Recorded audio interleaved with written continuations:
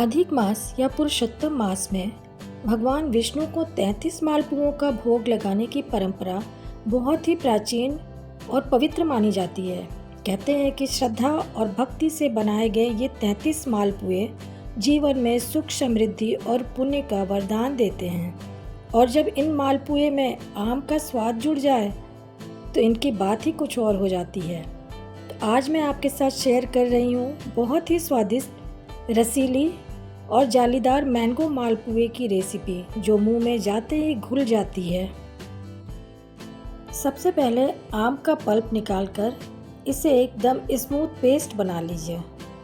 आम जितना मीठा और रसीला होगा, मालपुए का स्वाद उतना ही बेहतर आएगा। वैसे आम और मालपुए का कॉम्बिनेशन सच में कमाल का लगता है। हर बाइट में मिठास और आम की खुशबू दोनों का परफेक्ट मेल मिलता है। भोग बनाते समय मन को शांत और सकारात्मक रखने की भी परंपरा है। मान्यता है कि जिस भाव से भोजन बनाया जाता है, वही ऊर्जा उस प्रसाद में समाहित हो जाती है।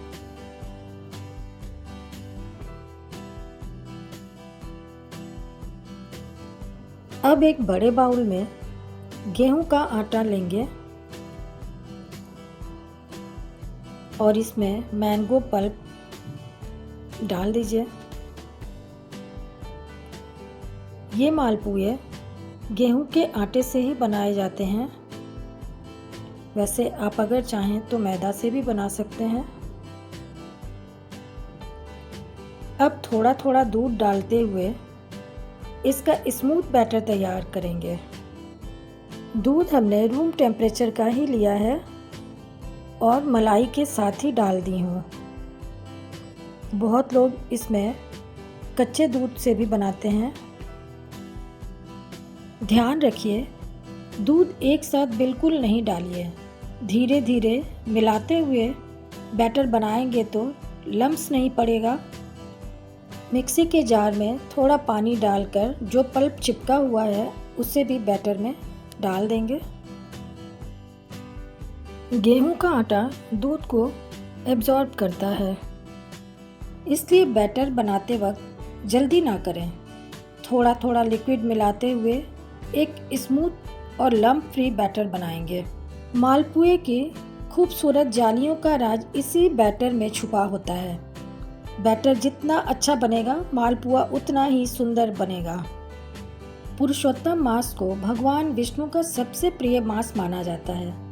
शास्त्रों में बताया गया है कि इस महीने में किए गए जप, तप, दान और सेवा का फल कई गुना बढ़ जाता है।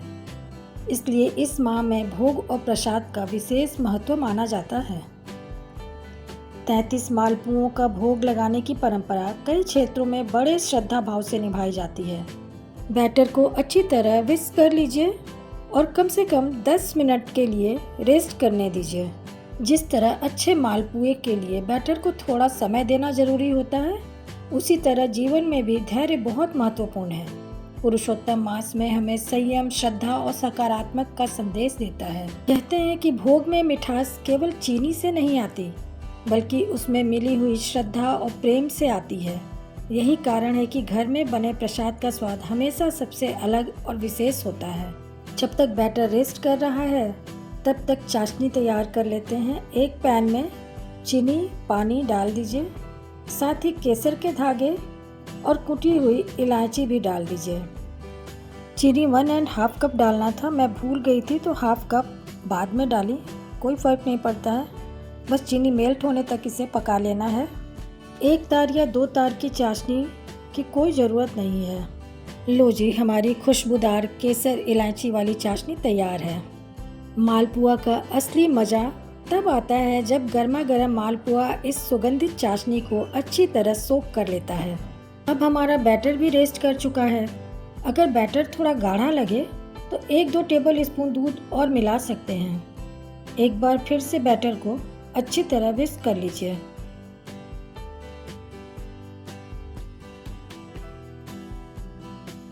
देखिए, बैटर की कंसिस्टेंसी बिल्कुल ऐसी होनी चाहिए, न बहुत पतला और न ही बहुत गाढ़ा। जब हम इसे कलछी से गिराएं तो आराम से फ्लो करे, बिल्कुल पानी जैसा भी ना हो। अगर बैटर बहुत गाढ़ा होगा तो जालियाँ नहीं बनेंगी और बहुत पतला होगा तो मालपुआ शेप नहीं पकड़ पाएगा। बैटर बिल्कुल तैयार है। अब एक चौड़े मुंह का कढ़ाई या पैन में घी गरम करेंगे। ये भोग प्रसाद है, इसलिए इसे घी में ही बनाते हैं। वैसे आप चाहें तो ऑयल में भी बना सकते हैं। यहाँ एक और बात ध्यान में रखिए, घी बहुत ज़्यादा नहीं होना चाहिए। पूरी कचौड़ी की तरह उतना घी नहीं डालना है, इसमें कम घी ही इस्तेमाल करें। जब घी मीडियम गर्म हो जाए तब बैटर को स्पैचुला की या करछी की मदद से धीरे धीरे एक ही जगह पर एक फ्लो में डालिए। मालपुआ छोटा या बड़ा जिस साइज का भी अपनी पसंद के हिसाब से रख सकते हैं। एक साइड से गोल्डन हो जाए तो धीरे से पलट दीजिए। बैटर डालने के बाद इसे बिल्कुल भी नहीं चलाना है। दोनों तरफ से क्रिस्पी और सुंदर गोल्डन होने तक सेक लीजिए। सुनहरा रंग आते ही मालपुआ देखने में इतना आकर्षक लगने लगता है।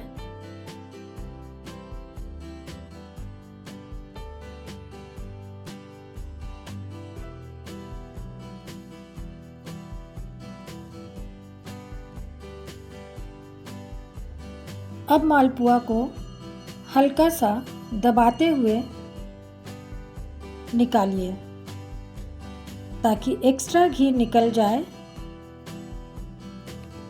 और इसे सीधा गुनगुनी चाशनी में डाल दीजिए।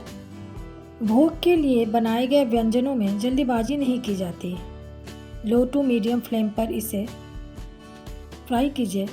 हर मालपुआ को समय देकर तैयार करना भी एक प्रकार की सेवा और समर्पण माना जाता है।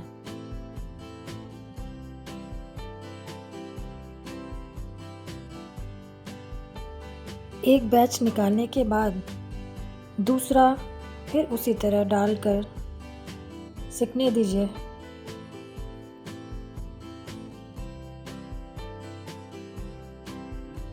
कहते हैं कि अधिक मास में बनने वाले मालपुओं में जितनी सुंदर जालियां बनती हैं, भगवान उतने ही दुख और कष्टों को दूर करते हैं।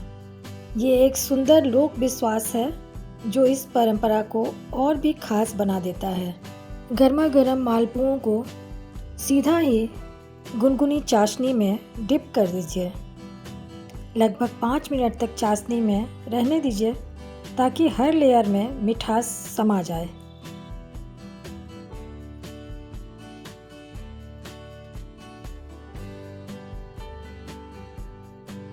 फिर इसे निकालकर साइड में रख लीजिए।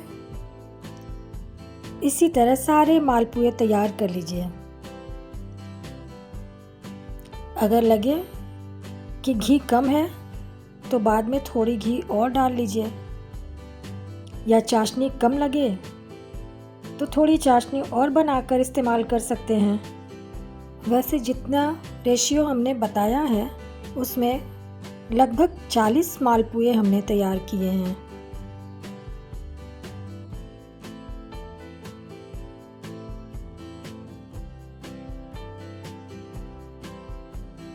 कल्पना कीजिए, जब ये 33 मालपुए भगवान विष्णु को अर्पित किए जाते हैं तो पूरा वातावरण कितना मधुर सुगंध और भक्ति से भर जाता है।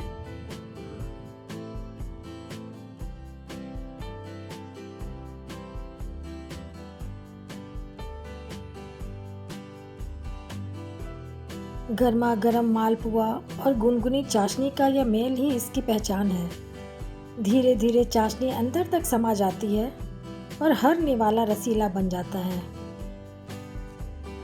केसर और इलायची की सुगंध इस मालपुए को और भी दिव्य बना देती है।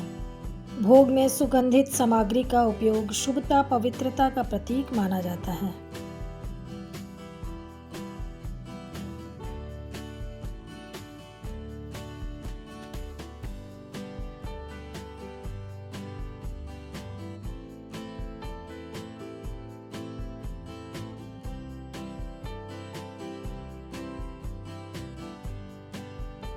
बस इसी तरह अपने सारे मालपुओं को तैयार करते जाइए।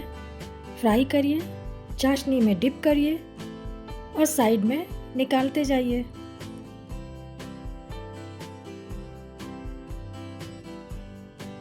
अब धीरे धीरे हमारी थाली भरती जा रही है और सच बताऊं, इन सुनहरे रसीले मालपुओं को देखकर इंतजार करना भी मुश्किल हो रहा है। पर इंतजार तो करना होगा, पहले भोग लगाना है, फिर दान करना है, उसके बाद ही आप इसका स्वाद ले सकते हैं। अब बस कुछ आखिरी मालपुए तैयार करने हैं। देखते ही देखते पूरे 40 मालपुए बनकर तैयार हो जाएंगे। अगर आप पहली बार मालपुआ बना रहे हैं तो घबराइए नहीं, बस बैटर की थिकनेस और आंच का ध्यान रखिए, बाकी रेसिपी बहुत आसान है। वैसे आपको मालपुआ किस फ्लेवर में सबसे ज़्यादा पसंद है? सादा, रबड़ी वाला या फिर ये आम वाला मालपुआ? कमेंट करके ज़रूर बताइएगा।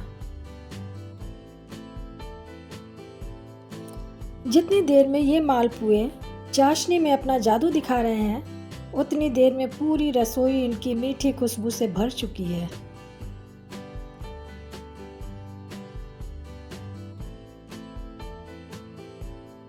इस रेसिपी की सबसे खास बात यह है कि इसमें मैदा की जगह गेहूं के आटे का इस्तेमाल किया गया है, जिससे स्वाद के साथ साथ एक पारंपरिक स्पर्श भी मिलता है।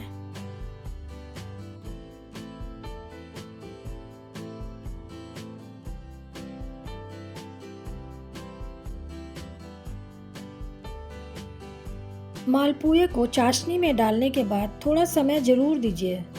इसी दौरान ये चाशनी को अच्छी तरह सोख लेते हैं और रसीला बन जाता है मालपुआ।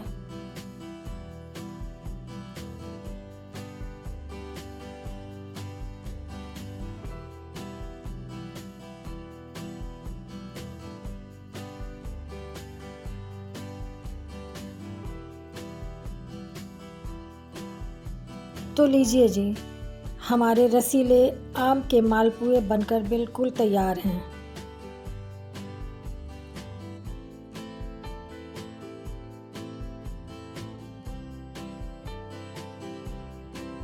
अब इनके ऊपर बारीक कटा हुआ पिस्ता, गुलाब की पंखुड़ियाँ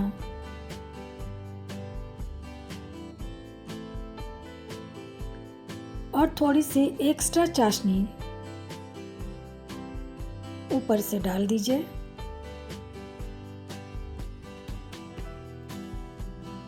बस देखने में जितना सुंदर लग रहा है ना, खाने में उससे कहीं ज़्यादा लाजवाब है।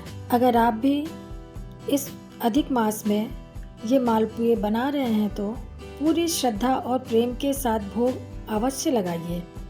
वैसे सच बताऊं, ये इतनी स्वादिष्ट बनी है कि 33 मालपुए सिर्फ भोग के लिए नहीं, घर वालों के लिए भी कम पड़ सकते हैं, तो थोड़े एक्स्ट्रा ही बनाइएगा। रेसिपी पसंद आए तो वीडियो को लाइक ज़रूर करिए, अपने दोस्तों और परिवार के साथ शेयर करिएगा। मिलते हैं अगले वीडियो में एक नई रेसिपी के साथ। तब तक श्री हरि से प्रार्थना है कि आपके घर में सुख, शांति, समृद्धि और सदैव मंगल बना रहे। जय श्री हरि विष्णु।